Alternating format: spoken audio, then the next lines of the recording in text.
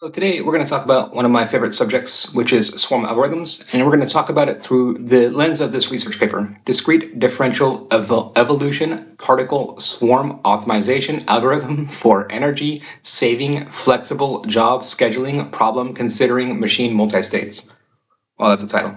So the bottom line is that the thing that caught my eye about this research paper is that they just take swarm algorithms and then they modify them in a unique way, in a novel way in this instance, and they modify them to solve a unique problem. And then so they take all of these variables, right? And then they set these variables to different agents and different swarm agents, and then they have the agents solve the variables and solve the problem.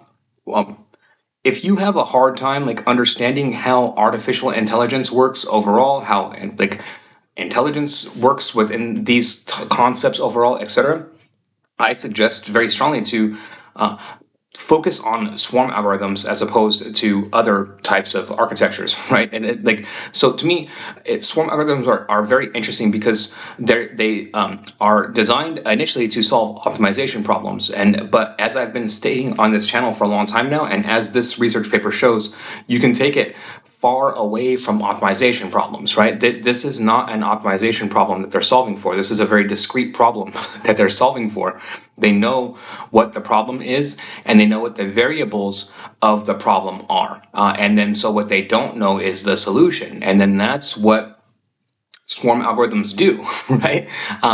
That solution, whatever that solution is, whatever the meaning is within that, is a human construct. And I can't state that enough, right? And then so what you can do with swarm algorithms, very particularly, is you can define whatever your problem is, and then if you define enough of the variables, enough of the dimensions, whatever that human construct of meaning is that you want the model to find, that's exactly what it will find via the variables, right? And it's very straightforward, and it makes intuitive sense once you understand it from that level. If you understand it from try to approach it from different levels, it's like a Harry Potter, right? Magic. It's not magic. It's the fact that you are the one that assigns the meaning to and the value of the meaning to these things, right? You assign the value and the meaning to winning the lottery. To a swarm algorithm, winning the lottery, it doesn't mean anything, right? To an ant, to a dog, winning the lottery would not mean anything. It only means something to you as a human, right? Because it is a human construct. And then so being able to find the lottery is not anything meaningful to a swarm algorithm. It just is. It's a problem that is like any other problem. And if you set up enough variables to solve the problem, it solves the problem. To me, it's pretty simple within this. And I think a lot of the questions that people ask around this is okay, so with swarm algorithms, why now, right?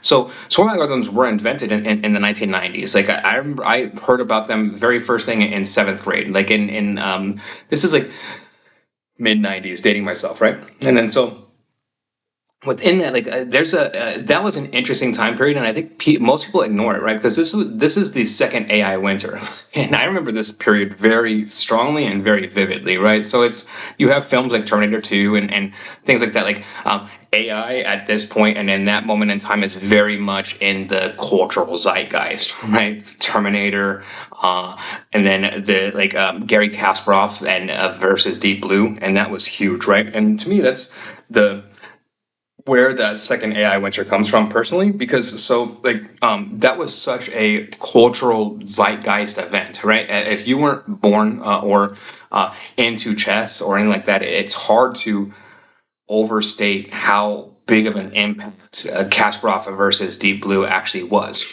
right? Before that point, it was a clear differentiation and a clear distinction.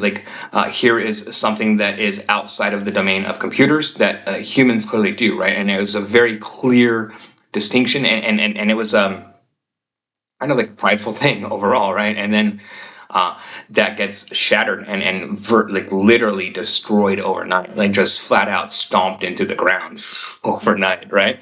And then that sparked kind of like this big kind of like cultural interest in this technology, but then it was found that it couldn't generalize from there, right? And it was like, well, the big reason to me is we didn't have parallel computing as a big thing then, right?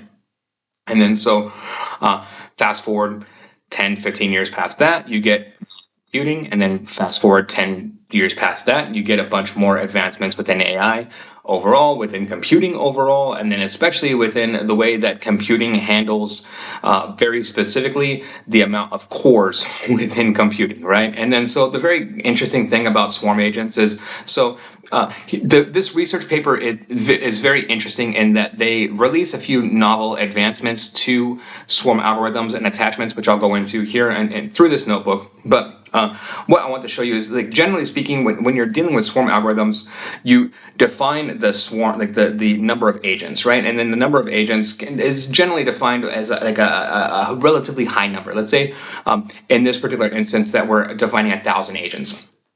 And then, so within this, you have 1,000 agents that are defined, with each one of them being an individual core, right? And then that is very significant. That's something that I couldn't do 10 years ago or 15 years ago, and especially 25 years ago, right? Because like when multiple cores first came out, it was at first we had access to 2 cores and then 5 cores and 8 cores. But what I really want access to is thousands of cores, right?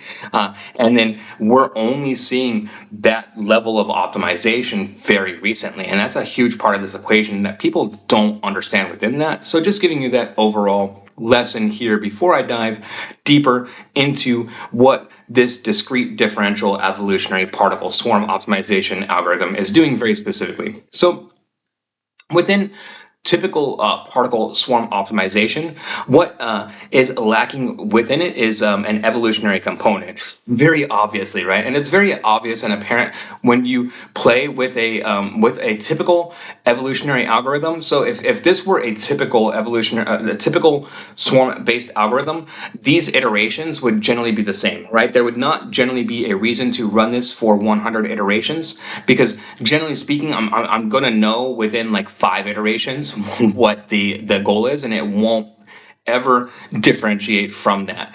If you pay attention at all to my particular advancements, like with like the queen based particle swarm and all of that, I'm driving very specifically towards evolution within the algorithms themselves, right? Within the swarm algorithm, it's like kind of like a defect, I would say, within default swarm algorithms, that they don't evolve. And then so that I think is another area where it just throws people off when you initially get into it.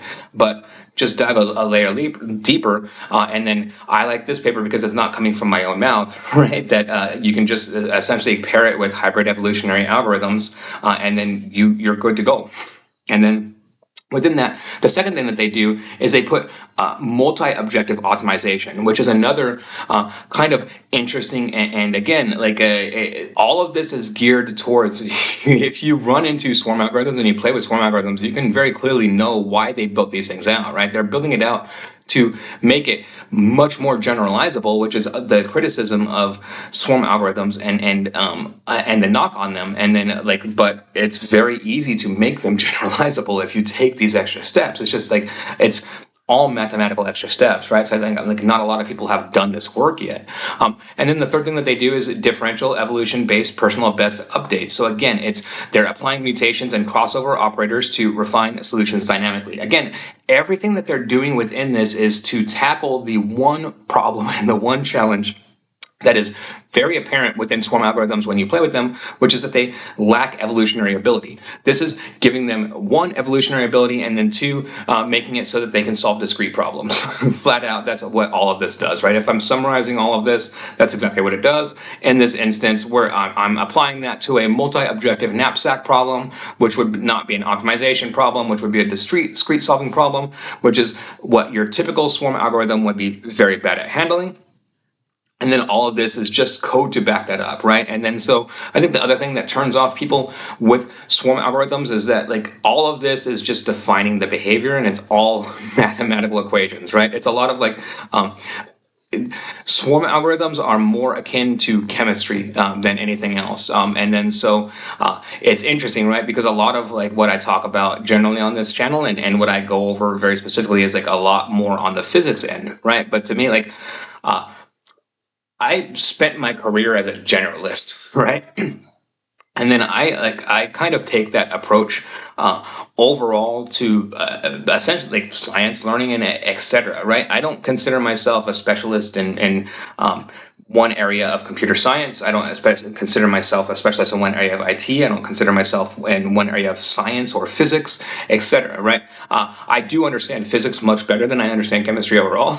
I'll admit those types of things. Right? If you give me a choice, I'm going to choose physics above any of them. But I do have an understanding of chemistry. I do have a basic understanding of biology, etc. Right? Even though I knock my understanding of biology, it would be the one that I would choose the least. I understand it to a degree that I can talk about it, right? And then so in this instance, pointing this out because to me, there's a lot of carryover between swarm algorithms and chemistry, and I would be ignoring that if I didn't point that out, that I do have some knowledge in that area and like a lot of kind of some specialized knowledge in that area that does allow me to kind of understand these things better than just coming at it cold, right? So I'm pointing that out. So what we come here and then the end result is very specifically what exactly like the most beautiful end result that I could possibly hope for within this, right? Because it's a swarm algorithm result that is clearly evolving and then clearly has impact and iterations over time. To me, like I'm not so I can reverse engineer like all of this out to the point where like I can like understand the math and function behind the actual algorithm itself, but the right answer for the knapsack, like the knapsack equation, quite frankly, I'm not positive. I don't know. I think that this is good results, but it's the way that it's presenting the results is good. If I needed to get the good results, if these are bad results, I could 1,000,000% tune it from here and tune every single dial that I needed to, right? And that's what I do know within this equation, and that's all I need to know from an engineer perspective, quite honestly, is that this is 1,000,000% a tunable model under this framework. And then it's tunable because of the evolutionary components, and it's tunable on a discrete problem-solving problem, which is very unique and concept compared to having swarm algorithms not evolve and then having them be on optimization as opposed to discrete problems. So again, this is not my research here, right? This is put out. This is like on the first page of arXiv currently, which is exactly where I pulled it from. Produced 2 days ago as of the making of this video, March 4th. And then it's other people saying exactly what I say and then backing it up. And then here's more code with regards towards swarm algorithms overall. So if you needed kind of more support, more understanding, or just a different perspective, here you go. And if you like this type of content, please like and subscribe. Thank you very much.